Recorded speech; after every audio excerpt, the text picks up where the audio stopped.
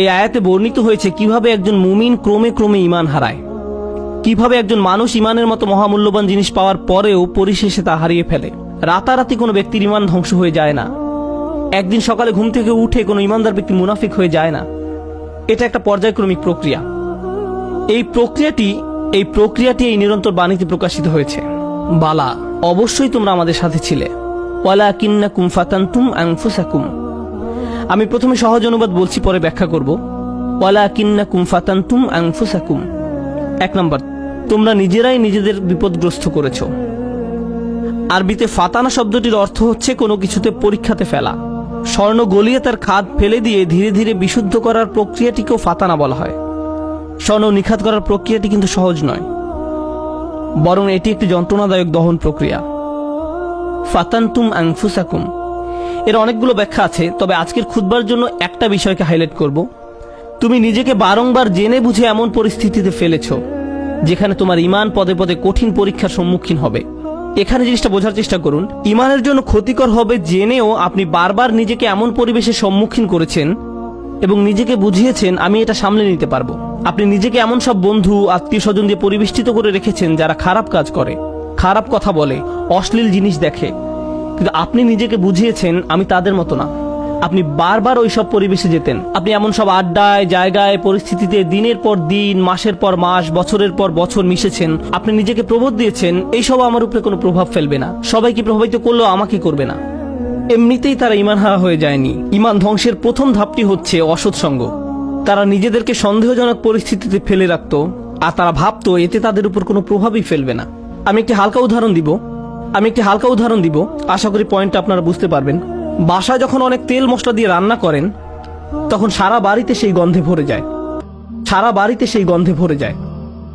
আপনি বাসার ভেতর থেকে সেই গন্ধ বুঝতে পারবেন না, কিন্তু যখন বাইরে থেকে একজন বাসায় প্রবেশ করে, বিশেষত কোনো আরব যদি আসে, সে ভাবে যে কোনো দূষিত পরিবেশে এসে পড়েছে। কয়েক ঘন্টা পার হওয়ার পর সে অভ্যস্ত হয়ে যায়, শুধু অক্সিজেন মনে হয়। ঠিক একইভাবে আপনি প্রথমে খারাপ কোনো পরিবেশে গমন করলে সাথে সাথে বুঝতে পারেন এটা ঠিক নয়, আমি খারাপ হয়ে যাব, আমার এখানে থাকা উচিত নয়। আপনার অন্তর অস্বস্তি অনুভব করে, কিন্তু আপনি যদি বারবার এই পরিবেশে যেতে থাকেন তখন কি হবে? আপনি আর খারাপ বোধ করবেন না। কেউ যদি জীবনে প্রথমবার কোনো ধূমপায়ীর পাশে বসে, তখন সিগারেটের গন্ধে সে কাশতে থাকবে, চোখ দিয়ে পানি আসবে, ফ্রেশ বাতাসের জন্য ছটফট করবে এবং সে দ্রুত সেই জায়গা ছেড়ে চলে যেতে চাইবে। বছরখানেক পর এটাই তাদের অক্সিজেনে পরিণত হয়। সিগারেট ছাড়া তারা নিঃশ্বাসও নিতে পারে না। তাহলে প্রথম সমস্যা হলো আপনি নিজেকে অসৎ পরিবেশে ফেলে রাখেন। ফাতানতুম আনফুসাকুম। দ্বিতীয় সমস্যাটি কি ছিল? দ্বিতীয় সমস্যাটি ছিল ওয়াতারাব্বাসতুম। তোমরা প্রতীক্ষা করেছো, দীর্ঘসূত্রিতা করেছো। এখানে দীর্ঘসূত্রিতা বলতে কি বোঝানো হচ্ছে? আপনি বুঝতে পেরেছিলেন যে এটা খারাপ, আপনার নিজের বিবেকের মাধ্যমে আপনি বুঝতে পেরেছিলেন যে আমার নিজেকে পরিবর্তন করা উচিত, কিন্তু নিজেকে বুঝিয়েছেন ইনশাআল্লাহ আমি খুব দ্রুত নিজেকে পরিবর্তন করব।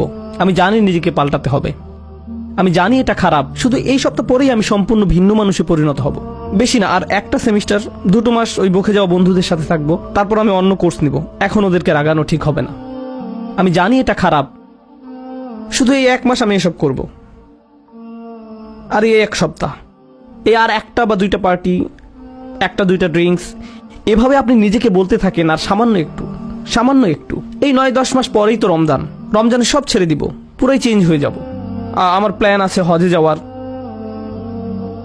হজ থেকে আসার পর দেখবেন আমি কেমন ভালো মানুষে পরিণত হই।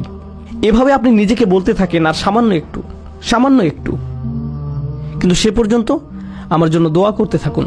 ওয়াতারাব্বাসতুম। এই মুহূর্ত থেকে নিজেকে পরিবর্তন করতে চান না, আপনি নিজেকে শুধু খারাপ পরিবেশে ফেলেই রাখছেন না, এখনো নিজেকে পরিবর্তনের জন্য কোনো পদক্ষেপ নিতেও প্রস্তুত নন। মনে হচ্ছে আপনার কাছ থেকে অনেক বেশি কিছু চাওয়া হচ্ছে। যেভাবে আছেন সেভাবেই থাকতে চান, আরো কিছু খারাপ উপভোগ করতে চান। এটাই ওয়াতারাব্বাসতুম। আপনি ধারণা করে আছেন, আপনার প্রথম ধারণা ছিল আমি খারাপ পরিবেশে থাকলেও এটা আমার উপর কোনো প্রভাব ফেলতে পারবে না। সময়ের সাথে সাথে ভয়ঙ্কর খারাপ কিছু আপনার কাছে স্বাভাবিক হয়ে যায়। এখন অতারাব্বাস্তুম বা অপেক্ষা করতে থাকা, দীর্ঘসূত্রিতা করার প্রভাব কি? আপনি ভাবছিলেন আপনি যে কোনো সময় এই খারাপ কর্ম পরিত্যাগ করতে পারবেন, সব খারাপ সঙ্গ থেকে যে কোনো সময় সরে আসতে পারবেন। আরে আমি তো আর আসক্ত না, আমার তো আর এটার দরকার নেই, আমি তো আর এর সাথে আটকে যাইনি, যখন তখন বেরিয়ে যেতে পারবো। কিন্তু বাস্তবতা এটা নয়। যত বেশি সময় আপনি এর সাথে জড়িয়ে থাকবেন আপনি তত বেশি এতে আসক্ত হবেন, তারপর এর থেকে বেরিয়ে যাওয়া অসম্ভব হয়ে পড়ে।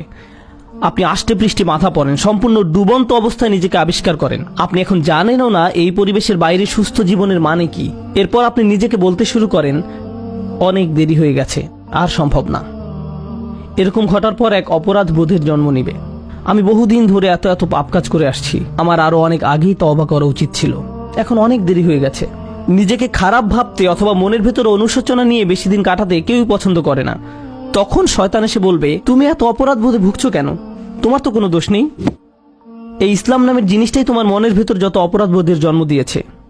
এই ইসলাম বলছে এটা হারাম, ওটা গুনাহ, এভাবে কথা বলবে না, ওটা খেও না, অমুকটা দেখো না, ওখানে যেও না। এই ইসলাম তোমাকে নিজের সম্পর্কে খারাপ ধারণা দিচ্ছে। আচ্ছা, এই ইসলাম যে এত কঠিন সব নিয়ম কানুন মেনে চলতে বলছে, এটা সত্য কিনা তুমি কি নিশ্চিত? শয়তানের ওয়াসওয়াসা শুনে বিভ্রান্ত ব্যক্তি ভাবতে থাকে, আমি আসলে কেন ইসলামে বিশ্বাস করি? মনে হয় যেন ইসলাম চায় না আমি আনন্দে থাকি। আমি শুধু আমার জীবন উপভোগ করতে চাই, আমি সুখী হতে চাই, আমি স্বাধীনভাবে বন্ধু বান্ধবের সাথে মৌজ মাস্তি করতে চাই, জীবনকে সর্বোচ্চ উপভোগ করতে চাই। আমি তো এমনিতেই কোরআনের সত্যতা সম্পর্কে নিশ্চিত নই। আল্লাহ বলে কেউ আছে কিনা এই ব্যাপারে আমার সন্দেহ আছে। এই কোরআন হাদিস কতটা নির্ভরযোগ্য? আমাদের আশেপাশে এরকম বিভ্রান্ত অবস্থায় অনেক আব্দুল্লাহ, জয়নব, আলী, ফাতিমা, আব্দুল করিম, আহমদ, রুকাইয়া তরুণ তরুণীর আমরা দেখতে পাই। তারা খুব নির্ভীকভাবে বলে, ইসলাম নিয়ে আমার মনে অনেক সন্দেহ আছে। আর এই মানুষগুলো এমন নয় যে তাদের দর্শন শাস্ত্রে পিএইচডি রয়েছে বা ইসলামের ইতিহাসে ব্যাপক জ্ঞান রয়েছে, কিংবা এসব বিষয়ে বহুদিনের অধ্যয়নের ফলে তাদের মনে ধীরে ধীরে সংশয়ের জন্ম নিয়েছে। আসল ব্যাপার তা নয়। এরা নিজেদের জন্য জেনে বুঝে খারাপ সঙ্গ এবং অসৎ পরিবেশ বেছে নিয়েছিল। আমি এমন শত শত মানুষের সাথে কথা বলেছি, তারা আক্ষরিক অর্থে এই আয়াতের ভিতরে জীবনযাপন করছে। তোমরা নিজেরাই নিজেদেরকে বিপদগ্রস্ত করেছো, প্রতীক্ষা করেছো, সন্দেহ পোষণ করেছো এবং অলিক আশার পেছনে বিভ্রান্ত হয়েছো। অবশেষে আল্লাহর আদেশ এসে পৌঁছেছে। তারপর এক সময় তারা ধর্ম নিয়ে সন্দেহ পোষণ করতে থাকে, কিন্তু তাদের এই সন্দেহের সাথে যুক্তি বা বুদ্ধির কোনো সম্পর্ক নেই। ওয়ারতাবতুম, সন্দেহ পোষণ করেছে। জানেন সন্দেহ কি করে? সন্দেহ প্রথমে তাদের ইসলামের গণ্ডি থেকে বের করে দিবে। তারা এভাবে নিজেকে সান্ত্বনা দিবে, এটা তো আসলে পুরোপুরি সত্য না। সুতরাং এটা না মানার কারণে আমার খারাপ অনুভব করার দরকার নেই।